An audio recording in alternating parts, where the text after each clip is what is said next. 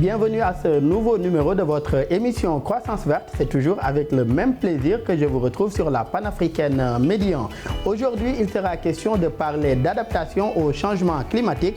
La Commission Climat pour la région du Sahel et le ministère sénégalais de l'Environnement et de la Transition écologique ont tenu à Dakar un atelier de validation des besoins en renforcement des capacités dans le domaine d'adaptation au changement climatique et du projet de feuille de route de mise en place du groupe de travail national. C'est dans le cadre du projet de mise en œuvre des priorités régionales et nationales d'adaptation en Afrique centrale et de l'Ouest PACO. Le choix du Sénégal n'est pas fortuit parce que le pays figure parmi les plus vulnérables aux effets du changement climatique. Comment davantage réduire les émissions de gaz à effet de serre dans le pays? Quel impact sur les communautés des politiques nationales d'adaptation au changement climatique? Pour répondre à ces différentes questions, nous recevons sur notre plateau M. Mamadou Ndong Touré. Vous êtes consultant technique en changement, conseiller technique autant pour moi, en changement climatique. Merci d'avoir répondu présent à notre invitation. Merci beaucoup, Daouda.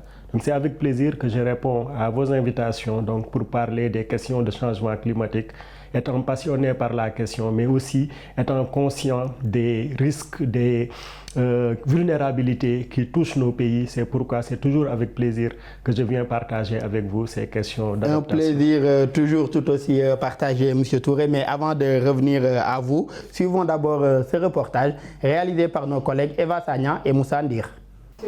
Cet atelier a pour objectif de valider les besoins en renforcement de capacités dans le domaine de l'adaptation au changement climatique et le projet de feuille de route du groupe de travail national organisé par la Direction du changement climatique, de la transition écologique et des financements verts du ministère sénégalais de l'Environnement et de la transition écologique.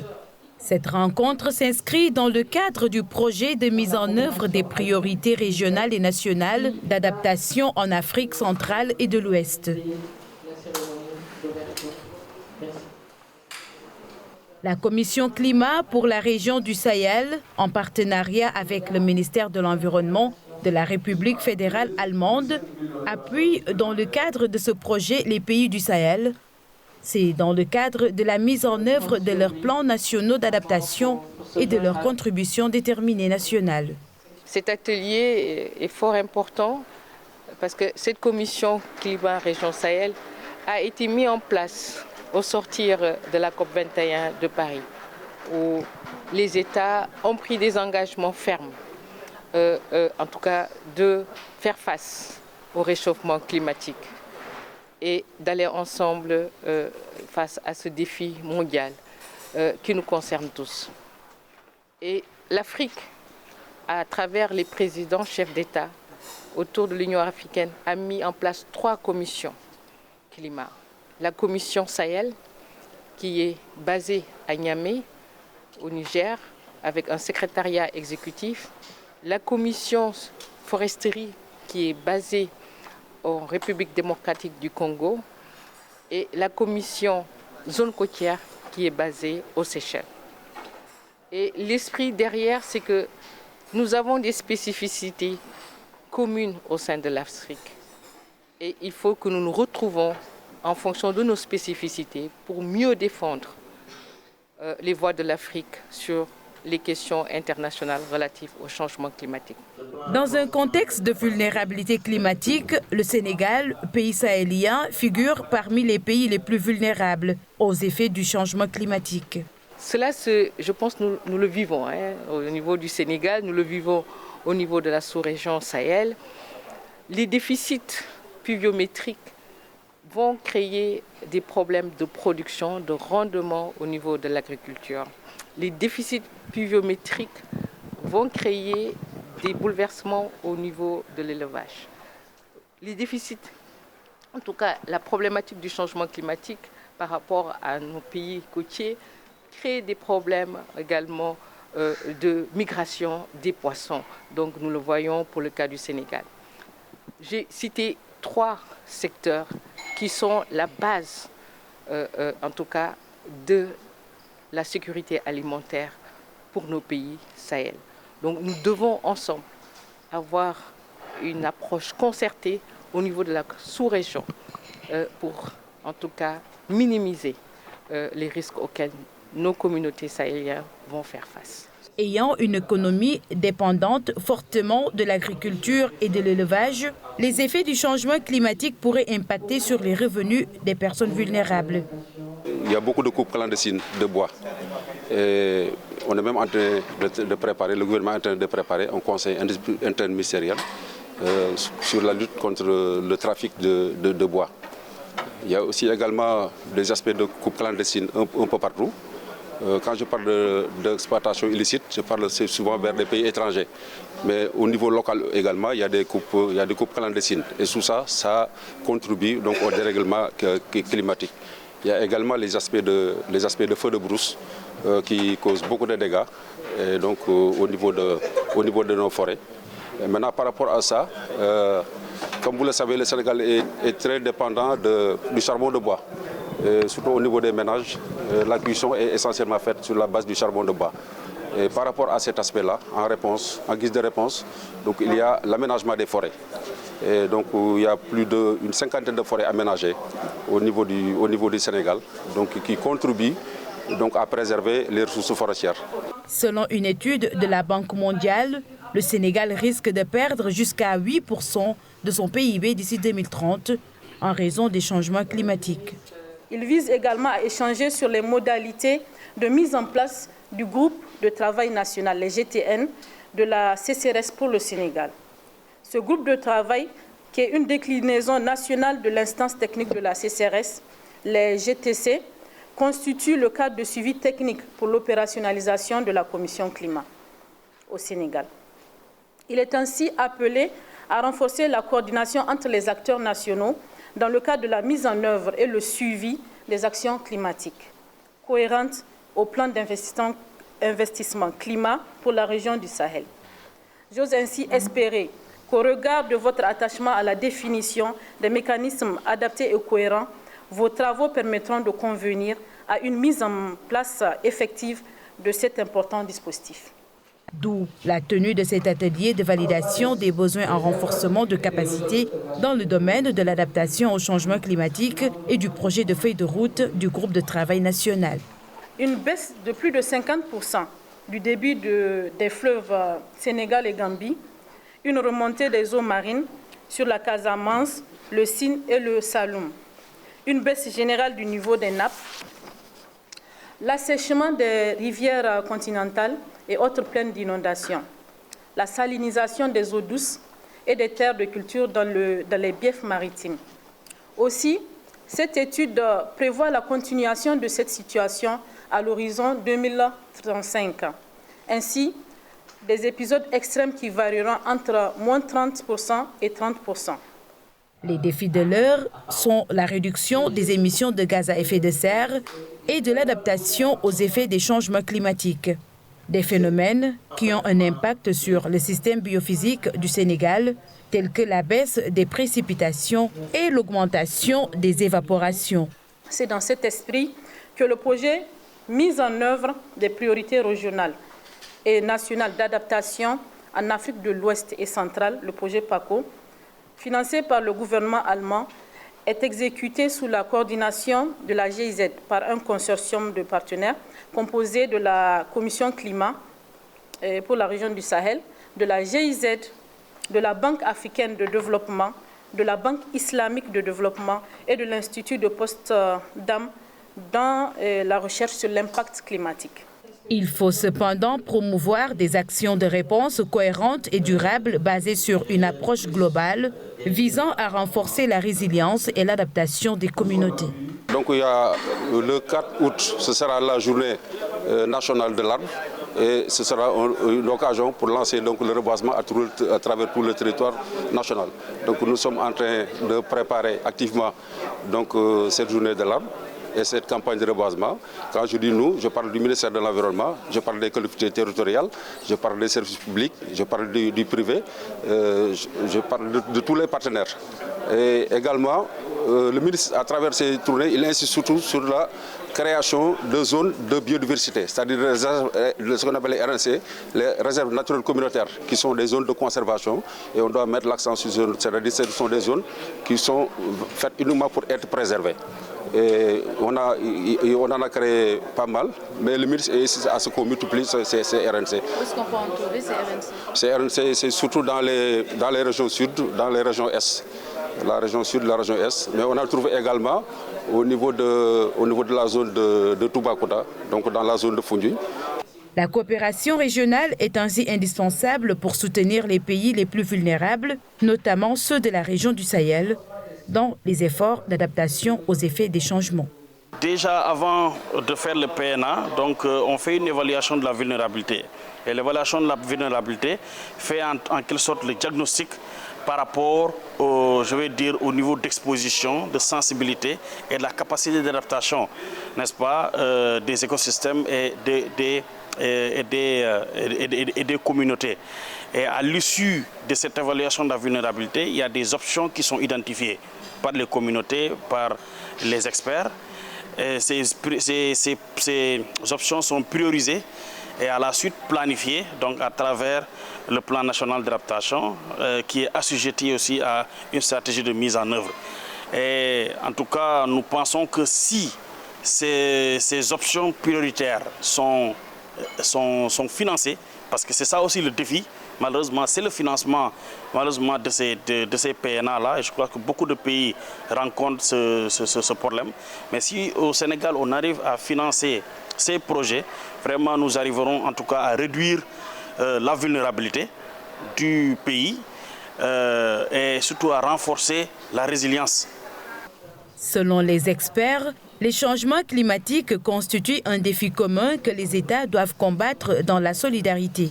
Ils indiquent que jusqu'à 30 500 000 personnes supplémentaires pourraient basculer dans la pauvreté dans la sous-région d'ici 2050. Du fait des chocs liés au changement climatique, si des mesures d'adaptation ne sont pas mises en place. De retour pour la seconde partie de notre émission Croissance Verte. Monsieur Touré, après visionnage de ce reportage réalisé par nos confrères, quelle lecture déjà faites-vous de cet atelier de Dakar initié par la Commission Climat pour la région Sahel et le ministère sénégalais de l'Environnement et également de la transition écologique? Oui, merci beaucoup. Je pense que cet atelier vient à son heure. Donc quand on met en place des commissions qui regroupe donc plusieurs pays de l'Afrique de l'Ouest autour d'une thématique centrale.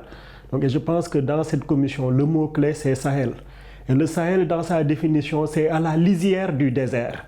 Donc, ce qui nous guette avec ces changements climatiques, c'est l'avancée du désert. Et pour moi, c'est très important que les pays puissent se mettre ensemble.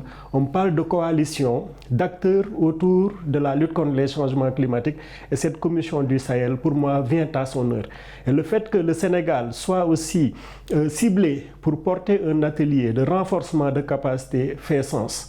Comme vous le savez, c'est une thématique sur les 10 dernières années. On parle beaucoup de changements climatiques et la plupart du temps, les gens en parlent mais ne savent pas de quoi il s'agit. Donc je pense que ces ateliers-là qui permettent de renforcer les capacités, donc pour avoir une masse critique d'experts qui puissent parler de changement climatique, qui puissent porter les explications aux communautés sur les futures conséquences ou bien ce qu'elles sont en train de vivre aujourd'hui, devrait quand même permettre d'avoir dans ces pays du Sahel donc des gens qui soient assez formés, informés pour parler des questions de changement climatique. Justement, un point que vous soulevez depuis tout à l'heure, à savoir la question du renforcement des capacités. Et selon vous, quelle place du renforcement des capacités sur ces questions aujourd'hui d'adaptation au changement climatique? Oui, le renforcement de capacité, je pense que c'est un axe central de notre politique climat.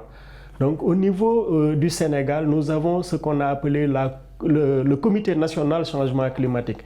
Et dans ce Comité national changement climatique, il y a une commission renforcement de capacité. Et dans cette commission-là, on réfléchit sur comment faire pour que ces questions d'adaptation au changement climatique puissent toucher le plus grand nombre d'acteurs possibles. Je me souviens, nous avions organisé une session de formation pour les élus locaux sur les questions de changement climatique. Et cela a fait son effet parce qu'un élu qui a participé à la formation nous a dit « vous nous avez ouvert les yeux ». On entendait souvent parler de changement climatique, mais aujourd'hui, on sait ce que c'est. Et d'ailleurs, de plus en plus même, on voit certaines communes se doter même de plans locaux changement climatique. Carrément. Donc certaines communes se dotent de plans d'adaptation au changement climatique, certains départements et certains, comment on veut dire, intercommunalités, parce que c'est une question qui transcende les limites administratives. Si bien que si à Kahone on veut lutter contre les effets du changement climatique, il faut qu'on le fasse avec l'ensemble des communes donc, qui constituent le même écosystème. Donc cette question de renforcement de capacité fait sens et quand même constitue aussi une étape importante donc, dans notre politique climat, comme l'a décliné tout à l'heure votre reportage. Et je rappelle également que le concept d'adaptation est défini par le 3e rapport d'évaluation du GIEC comme l'ajustement des systèmes naturels ou humains en réponse à des stimuli climatiques ou à leurs effets afin d'atténuer les effets néfastes ou d'exploiter aujourd'hui des opportunités bénéfiques. Et je le disais aussi en introduction, le Sénégal, un pays sahélien, figure parmi les plus vulnérables à ces effets du changement climatique. Comment aujourd'hui ces effets du changement climatique impactent-ils les différents secteurs d'activité du pays, que ce soit l'agriculture, l'élevage, le tourisme et même les infrastructures? Merci. Cette question du changement climatique au Sénégal, moi je pourrais dire, et je le dis dans certaines réunions, que nous sommes le laboratoire du changement climatique. Si le changement climatique impacte l'agriculture, on peut le voir au Sénégal, on a des évidences que notre agriculture est impactée par le changement climatique. C'est la même chose pour l'élevage, c'est la même chose pour la pêche, c'est la même chose pratiquement pour tous les secteurs d'activité dans lesquels nous travaillons pour peut-être développer ce pays-là. Mais c'est aussi au niveau des écosystèmes. On parle d'écosystèmes côtiers. Les questions d'érosion côtière, nous les connaissons. Les questions d'inondation, nous les connaissons. Les questions de feux de brousse, les questions de déforestation. Si bien que on peut dire que si on parle du changement climatique, le Sénégal est un pays qui est très vulnérable à toutes ces conséquences qui sont induites par le réchauffement climatique. Donc, comme vous le dites, nous sommes un pays quand même très vulnérable et des indices ont montré que, par exemple, sur une échelle, par exemple, des 190 ou 197 pays, nous sommes environ à 171 positions parmi ces pays qui sont les plus impactés par le changement climatique. Et une des effets que vous avez soulevé tout à l'heure, à savoir la question de l'érosion côtière. Récemment, nous avons vu une vidéo devenue virale et qui montrait en tout cas des effets de ce changement climatique-là dans les îles du Saloum. Je veux bien sûr parler de la vidéo réalisée à Differ et qui montre aujourd'hui des bandes de terre en train de céder en tout cas sous l'effet de l'avancée de la mer dans la zone. Quelles conséquences aujourd'hui d'un tel phénomène sur les populations et même sur les communautés et leurs activités? Oui. Donc cette vidéo devenue virale quand même devrait pouvoir être expliquée davantage aux communautés. En réalité, sur cette bande de sable donc, que constitue Differ, la pointe de Sangomar, au fond, il y a des phénomènes d'engraissement et des phénomènes de dégraissement issus de l'accumulation du sable, mais aussi de l'érosion à partir du fleuve. Donc si bien que ce sont des phénomènes cycliques. Durant toute la saison sèche, du moins, il y a les dépôts de sable. Et quand l'hivernage arrive, donc, ces dépôts de sable sont donc, emportés par les courants fluviaux. Mais ce sont des phénomènes cycliques qui viennent et qui reviennent. Maintenant, sur cette partie carrément de Differ, qui est une langue de sable sur l'océan Atlantique d'un côté et de l'autre côté le fleuve Sine Saloum, il y a ces phénomènes d'érosion côtière que nous voyons.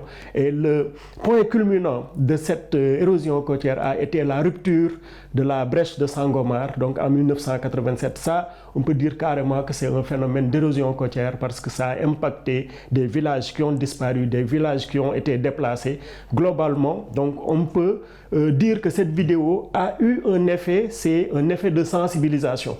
Les gens se sont beaucoup intéressés à la question de l'érosion côtière suite à cette vidéo, mais pour ne pas trop peut-être faire dans le scientisme, ce n'est pas aussi grave qu'on voudrait le faire croire. Il y a plus de sensationnel. Mais justement, il y a un point ou bien un exemple que vous avez soulevé tout à l'heure, je voulais d'ailleurs en venir, à savoir la pointe de Sangomar, devenue aujourd'hui île de Sangomar, suite aux événements de 87, qui ont fait partir en tout cas toute cette flèche-là, sur laquelle il y avait l'usine de pêche aujourd'hui de Differ, ce qui fait que de Pointe Sangomar en tout cas est aujourd'hui devenue une île, à la suite de ces événements de 87 que vous avez rappelé tout à l'heure. On a également connu un phénomène à peu près similaire avec l'ouverture de la brèche brèche de Saint-Louis, ayant occasionné également que Doun Baba Dièye et certaines localités soient rayées de la carte. Si l'on y prend garde également, puisque la vidéo est devenue virale, a aussi fait peur aux populations, est-ce qu'on ne risque pas d'assister à un phénomène à peu près similaire? Oui, carrément. C'est une question aussi d'anticipation. Il y a beaucoup d'activités anticipatoires en lien avec l'adaptation au changement climatique. On ne va pas rester les bras croisés et attendre que ces catastrophes arrivent. Donc on a des plans d'aménagement qui permettent de savoir qu'est-ce qu'il faut faire en cas de survenue d'une catastrophe pareille. Je pense que les gens de Djifer en 1987 ont été surpris. En 2003, à Saint-Louis, les gens ont été surpris, mais je pense que tous ceux qui habitent sur les bandes sablonneuses savent qu'un jour, cette bande-là risque d'être coupée, d'être ouverte pour permettre à un phénomène de dérive littorale. C'est comme ça que ça se passe sur cette bande atlantique qui fait quand même, il faut que les gens se préparent. Et ce n'est pas la première fois. Si vous vous rappelez, ou bien les anciens vous diront que certains villages de Palmarin ont plusieurs fois été déplacés du fait de ces changements-là. Maintenant, c'est parce que les gens avaient intégré dans leur vie de tous les jours qu'un jour, cette bande sablonneuse, il y a des parties, quand la partie devient très faible du fait de cette érosion, du fait de ce dérive littoral, ça se coupe. Mais quelques années après, il y a un phénomène aussi de colmatage. Et ça, c'est dans la vie normale des bandes sablonneuses. Pour conforter ce que vous dites tout à l'heure, le cas de Saint-Louis, nous avions d'abord eu en tout cas Doun Baba Dièye qui avait complètement été rayé de la carte à la suite aujourd'hui de cette ouverture mécanique de la brèche de Saint-Louis, une brèche de 4 mètres pour évacuer à l'époque les eaux pluviales, mais qui des années plus tard aujourd'hui est allé jusqu'à 7 km. Mais aujourd'hui, Doun Baba Dièye en tout cas est revenu. Les populations n'y sont pas, mais en tout cas la bande de terre est revenue et les populations y cultivent et y font également du maraîchage. Vous soulevez tout à l'heure le plan national ou bien les plans nationaux d'adaptation. À la suite d'ailleurs du PANA, il a été élaboré de nouvelles directrices, de nouvelles directives en tout cas communément appelées les plans nationaux d'adaptation PNA depuis la 16e conférence des partis sur les changements climatiques COP16 tenue à Cancun au Mexique en 2010. Quels sont les objectifs aujourd'hui du plan national d'adaptation du Sénégal? Oui. Donc, ce plan national d'adaptation, avant d'en parler, c'est peut-être de parler d'un contexte beaucoup plus global, c'est la CDN. Donc, cette contribution déterminée nationale constitue la politique, l'engagement de chaque pays signataire de l'accord de Paris à réduire ses émissions de gaz à effet de serre. Ça, c'est intervenir sur la cause du changement climatique. Mais dans notre CDN, on y ajoute aussi l'adaptation. Quand on aura agi sur la cause, maintenant on agit sur la conséquence. Donc c'est l'adaptation. Maintenant, puisqu'on a dans notre CDN défini un certain nombre d'axes stratégiques sur lesquels il faudrait intervenir, on va maintenant vers l'opérationnalisation à travers les plans nationaux d'adaptation.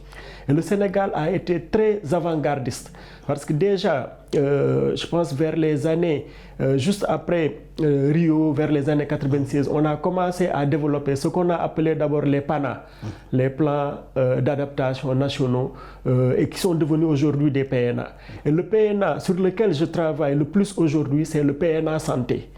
Je vais y revenir plus tard avec des explications, un plan national d'adaptation du secteur de la santé, parce qu'il fallait à un certain moment, pour que ça soit opérationnel, qu'on aille vers les sectoriels.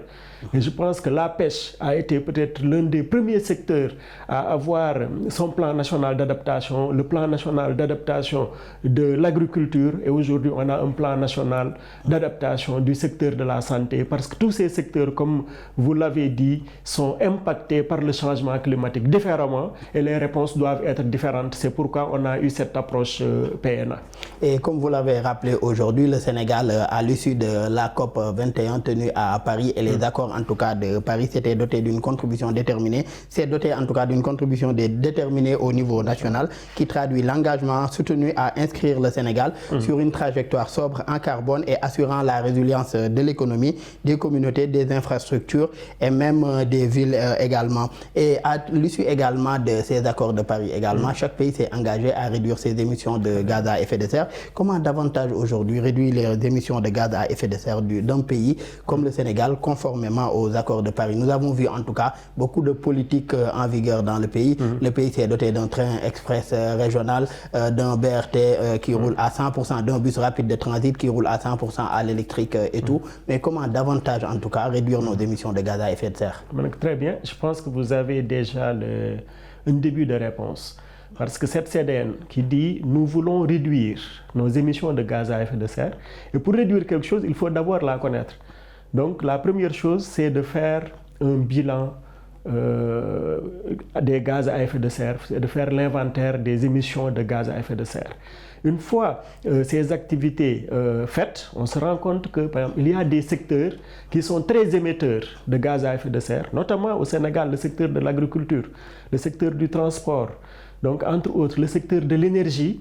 Donc il y a, je pense, 5 ou 6 secteurs qui ont été indexés en disant que s'il y a changement climatique, vous êtes les causes. Et donc sur ces secteurs-là, qu'est-ce qu'on fait? On essaie de réduire nos émissions de gaz à effet de serre.